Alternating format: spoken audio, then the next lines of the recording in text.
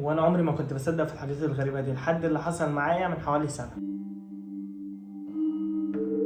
اهلا بيك عزيزي المشاهد في اول فيديو معانا على القناه. قبل ما نبدا اي حاجه خلينا نصلي على النبي عليه افضل الصلاه والسلام. لو انت من محبين القصص الرعب يبقى الفيديو ده ليك. قصتنا النهارده عزيزي المشاهد بيحكيها شخص اسمه عمر. بدون ما اطول عليك خلينا نبدا القصه على طول، ولو القصه عجبتك ما تنساش سبسكرايب، تفعيل زر الجرس والكومنت الجميل بتاعك. يلا بينا نبدا القصه. عمر عزيزي المشاهد بيحكي وبيقول انا كنت ساكن في شقه صغيره وقاعد فيها لوحدي، ولكن بيحكي وبيقول ان انا كنت بسبب شغلي كنت بسهر كتير قوي بره وبروح متاخر. كل حاجه عزيزي المشاهد بيحكي وبيقول ان هي كانت ماشيه طبيعيه لحد ما في يوم صحي وبص في التليفون بتاعه لقى الساعه 4:17 دقيقه بالظبط، 4:17 دقيقه الفجر، وكان في رنه موبايل. وعمر بيحكي بيقول عزيزي المشاهد بصيت على الشاشه لقيت رقم غريب، استغربت منه ممكن يتصل في الوقت ده ولكن انا ما ردتش. بعد دقيقه بالظبط عزيزي المشاهد عمر بيحكي وبيقول ان الرقم ده اتصل عليه تاني ولكن المره دي رديت. فضلت ساكت لحد ما اللي متصل ده يتكلم ولكن ما كانش فيه اي صوت، ولكن بعد ثواني معدوده كده سمعت صوت حاجه غريبه. كان في صوت نفس عزيزي المشاهد بطيء وقريب جدا. وهنا عمر بيحكي وبيقول ان هو قفل المكالمه في ساعتها وقال ممكن حد بيهزر. ولكن الغريب في الموضوع ان عمر بيقول بعدها على طول جت رساله بس من نفس الرقم. اللي مكتوب في الرساله دي بقى عزيزي المشاهد، الرساله مكتوب فيها بص وراك. طبعا عمر بيقول انا ضحكت لان ساعتها في الشقه ما كانش في حد غيري. عمر بيحكي بيقول عزيزي المشاهد رغم الضحك اللي هو كان بيضحكه ولكن كان حاسس بتوتر. ابتديت ابص ورايا مفيش حاجه.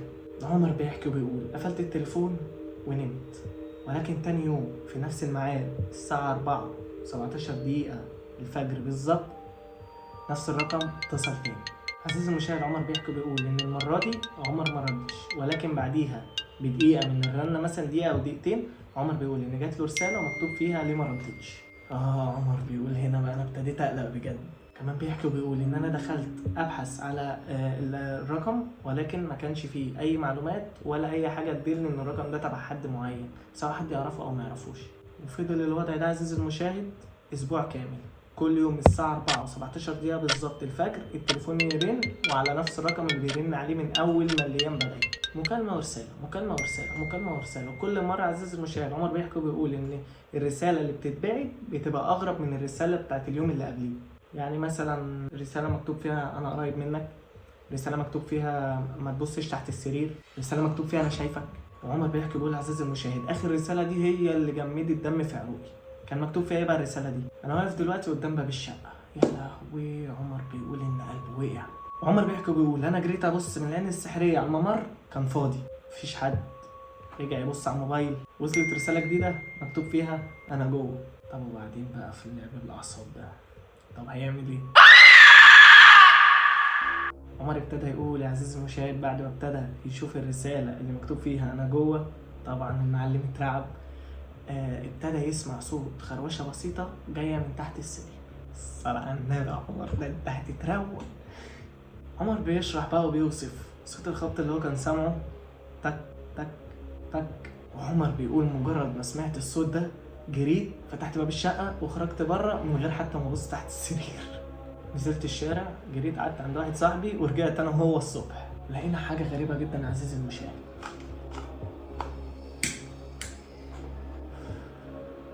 دماغ صداعي. عمر هنا عزيزي المشاهد بيحكي وبيقول ان هم لما رجعوا تاني يوم لقوا حاجه غريبه جدا. ايه هي بقى الحاجه الغريبه دي؟ زي ما قلنا تحت السرير عزيزي المشاهد ما كانش فيه اي حد، ولكن تحت السرير كان في موبايل باين عليه انه قديم جدا ومتكسر. لما فتحناه لقينا عليه رقم واحد بس هو اللي متسجل، ده رقم انا اللي هو رقم عمر. ومن يومها عمر بيحكي وبيقول ان الرقم بطل يتصل عليه. لكن عمر بيحكي وبيقول عزيزي المشاهد ان اوقات كتير جدا كانت الساعه مجرد ما بتيجي الساعه 4:17 دقيقه الفجر بالظبط كان الموبايل بينور لوحده من غير اي رنات من غير اي اشعارات من غير حتى ما عمر يمسك التليفون ويفتحه بنفسه. طب وبعدين في ايه؟ عمر بيحكي وبيقول بعد ما لقيت الموبايل القديم مرمي تحت السرير قررت ان انا ارميه وخلاص. ولكن صاحبي قال لي استنى خلينا نشوف اخر مكالمه على الموبايل. فتحنا عزيزي المشاهد سجل المكالمات ولكن كل المكالمات اللي كانت على التليفون كانت برقم انا برضه اللي هو رقم عمر عشان ما تتوهش مني وتفكر ان رقم انا اللي بقول لك القصه دلوقتي. الغريب في الموضوع واللي انا استغربته فعلا ان عمر بيقول اخر رنه كانت على رقم انا قبل ما ارجع البيت انا وصاحبي ب5 دقايق. يعني الكلام ده معناه ان الرنه دي تمت وهو عمر تحت هو وصاحبه قبل ما يطلعوا الشقه على طول. وعمر بقى عزيز المشاهد بيحكي وبيقول ان فضلت ابص انا وصاحبي لبعض ومش فاهمين اي حاجه، والله العظيم ولا انا كمان فاهم حاجه. يلا معلش. المهم بس قبل ما نخش في المهم، يا ريت انت كمان لو عارف حاجه اكتب لنا في الكومنتات. عمر بيقول فجاه الموبايل القديم رن. حلو قوي. طيب انا وصاحبي اتجمدنا في مكاننا، والشاشه بتاعت التليفون كانت منوره، طيب والمتصل برضو كان رقم انا. طيب طب وبعدين بقى في اللغز ده. ايوه وهنا عزيز المشاهد عمر بيحكي بيقول ان صاحبه كان عمال يقول له رد رد. عمر هنا عزيز المشاهد بيقول لك انا ايدي كانت بتترعش وانا بس عايز ادوس على الزرار بتاع الرد. بصراحه حط نفسك مكاني، اي حد هيحصل له اكتر من كده. المهم عمر بيقول ان هو رد، ومجرد ما رفع التليفون وحطه على ودنه سمع صوته، يعني عمر سمع صوت نفسه في المكالمه. طبعا عزيز المشاهد عمر بيحكي وبيقول ان في بدايه المكالمه ما كانش فيها اي صوت، ولكن ابتدى صوته يظهر في المكالمه، يعني كأن مثلا معاه تليفونين بيتكلم من تليفون والتليفون التاني رد، فمجرد ما بيتكلم في التليفون ده الصوت بيتردد في التليفون اللي هو حاطه على ودنه. وعمر هنا بيأكد على النقطة دي، ان هو بيقول ده مش صوت حد شبه انا، لا ده صوت انا بالظبط. والصوت ده عزيز المشاهد بقى كان بيقول ايه؟ ما تردش. وهنا عمر قفل المكالمة فورا. طبعا عمر بيقول بعد ما قفل المكالمة الموبايل القديم فصل لوحده. عمر بيحكي بيقول عزيز المشاهد رجعنا البيت وكل واحد مننا كان بيحاول يقنع نفسه ان في تفسير، لكن عمر بيحكي بيقول عزيز المشاهد من يوم ما هو ابتدى يحلم بكوابيس بسبب نفس الليله. ايه الكوابيس بقى دي عزيز المشاهد؟ مره اشوف نفسي واقف في اوضه ضلمه، وفي اخر الاوضه او في اخر الممر في شخص واقف ومدي ظهره ليا، كل ما اقرب منه خطوه هو يقرب مني خطوه، لحد ما تقريبا يبقى فاضل بيني وبينه متر واحد، ويبدا يلف وشه ليا، ولكن كل مره بصحى قبل ما ابتدي اشوف ملامحه. وبعدين بقى عمر في السسبنس ده ماشي. ثانيه واحده بس عزيز المشاهد عشان الموضوع شكله مطول.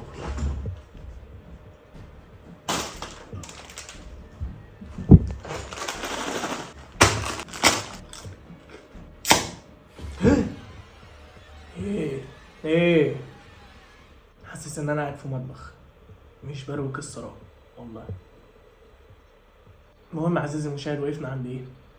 ان عمر كل ليله بيحلم حلم ان هو في شخص واقف في الممر مديله ظهره، وكل ما يقرب منه خطوه هو يقرب منه خطوه لحد ما يجي ما بينهم هما الاتنين زي متر، ويجي الشخص يبص له يصحى قبل ما يشوف ملامحه، الا في ليله واحده. عمر بيحكي بيقول انا صحيت مرعوب لاني شفت وش الشخص ده.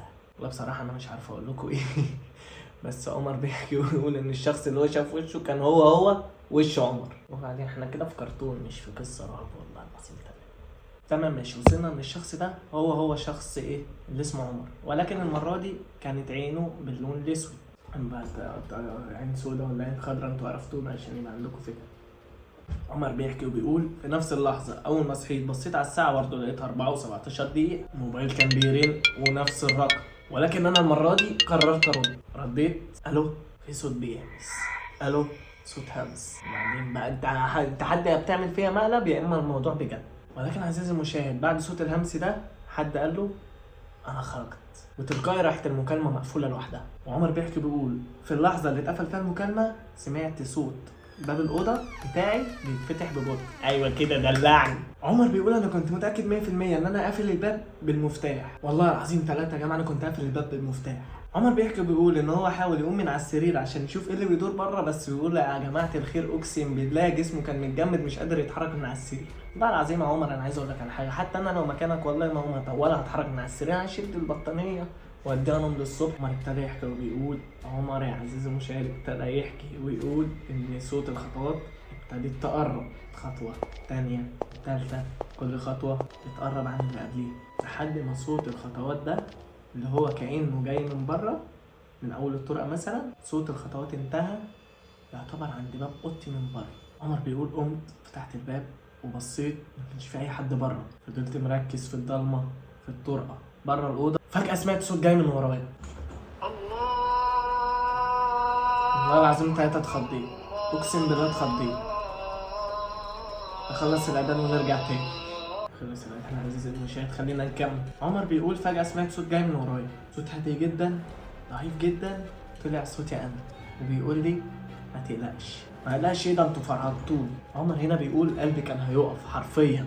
ان عزيزي المشاهد عمر بيحكي بيقول ان الصوت كان خارج من بره من جوه الاوضه، ازاي وهو باصص بره الاوضه ومفيش حد والصوت كان جاي من بره الاوضه. بقول لك يا عمر نصيحتي ليك اقسم بالله شوف شقه تانية تقرفناش بقى يا عم. ورغم الخوف اللي انا كنت فيه بصيت ورايا وبرضه ما كانش فيه حد، ولكن لقيت حاجه على شاشه الموبايل بتاعي، صوره واتصورت في نفس اللحظه. معلش بس بقى قبل ما افصلكم بعد اذنكم يعني تقريبا الفجر لسه مدة، فبعد اذن عزيزي المشاهد وعزيزاتي المشاهده هقوم اصلي بس على طول.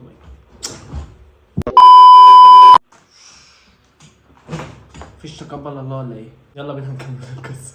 وصلنا تقريبا يا عزيزي المشاهد ان عمر كان بيحكي وبيقول ان هو وصلته رساله على تليفونه لسه متصوره في ساعتها، والصوره دي كانت لاوضه عمر، نفس السرير نفس الدولاب نفس الارقام بتاعت الاوضه. والاغرب والارعب من كده ان كان في صوره تانية للسرير وهو عمر قاعد عليه على السرير. والاغرب من كده يا اساس السرير ماشي. عمر بيحكي وبيقول الاغرب من كده ان الصوره اللي كان متصورها وهو قاعد على السرير كانت جايه من ركن معين في الاوضه، هو بص عليه وما لقاش حد. لما بص على الركن ما لقاش حد، ولكن لما عمل زوم اوت في الصوره شاف شخص لابس اسود ولونه اسود وعينيه فيها، لا انا مش عارف بجد والله انا مش عارف اوصلها غير ان هو كان لابس هدوم غامقه. وعمر ساعتها بيحكي بيقول ان هي كانت شبه الهدوم اللي عمر نفسه لابسها، وملامح وشه مش ظاهره. وعمر بيقول بعديها اخيرا وصلت رساله من الرقم المجهول. مكتوب ايه بقى في الرساله دي يا عزيزي المشاهد؟ هقول لك اصبر. مكتوب ايه بقى الرساله دي؟ مكتوب فيها هقول لك اصبر. انت مستعجل ليه؟ دلوقتي انت بقيت مكاني. دي الجمله اللي مكتوبه في الرساله. وبعد الرساله دي الرقم اختفى نهائي. طب والله ريحنا. الموبايل القديم اللي عمر لقاه تحت السرير فصل نهائي. من يومها يا عزيزي المشاهد عمر بيحكي وبيقول ان محدش اتصل عليه الساعه 4:17 دقيقه تاني. لكن عمر بيحكي بيقول عزيزي المشاهد اوقات لما ببص في المرايه بالليل كتير بحس ان انعكاسي بيتاخر جزء من الثانيه قبل ما يقلدني في المرايه، يعني قبل ما يقلد الحركه. فاهم حاجه؟ اكيد فاهم. لو مش فاهم يبقى العيب فيك. لكن عمر عزيزي المشاهد بيحكي بيقول ايه بقى؟ كل مره بيقف فيها قدام المرايه بيحصل قدامه الموضوع اللي حصل ده، يفتكر اخر رساله وصلت دلوقتي بقيت مكاني. بس كده عزيزي المشاهد انا خلصت القصه بتاعت النهارده. ولعلمك انا عايز اقول لك حاجه، انا حاسس ان القصه دي مش رعب، والله كانت قصه لذيذه، ويا رب تكون انتوا اندمجتوا معايا وبعد كده فصلتوا وبعد كده اندمجتوا، يا رب يعني يكون ده اللي حصل. عامه انا على فكره قاصد ان الفيديو ده يكون اول فيديو على القناه، يكون بشكل كده كرييتيف، يعني حاجه لذيذه اللي هو ما بين كوميدي وما بين رعب. تمام. فلو انت مكمل معايا لحد هنا في الفيديو فاحب اقول لك والله ده شرف كبير ليا عزيزي المشاهد او عزيزتي المشاهده. لو القصه عجبتك او الشخص اللي بيروي القصه انت ارتحت له وفي قبول جاي من عند ربنا، متنساش تشترك في القناه وتفعل زرار الجرس عشان يوصلك اشعار بكل قصه جديده هتنزل. ولعلم القناه دي لسه جديده ولا عليها مشتركين ولا عليها اي فيديوهات غير الفيديو اللي انت بتشوفه ده عزيزي المشاهد. اما بالنسبه بقى للقناه دي، تمام، انا شايفها ولا لا؟ دي قناتي التانية، ان انا في الاساس صانع محتوى كوميدي، سكتشات اب وابن مش عارفين ايه، بس دي موضوع تاني هنتكلم عليها بعدين. تصبح على خير عزيزي المشاهد، سلام.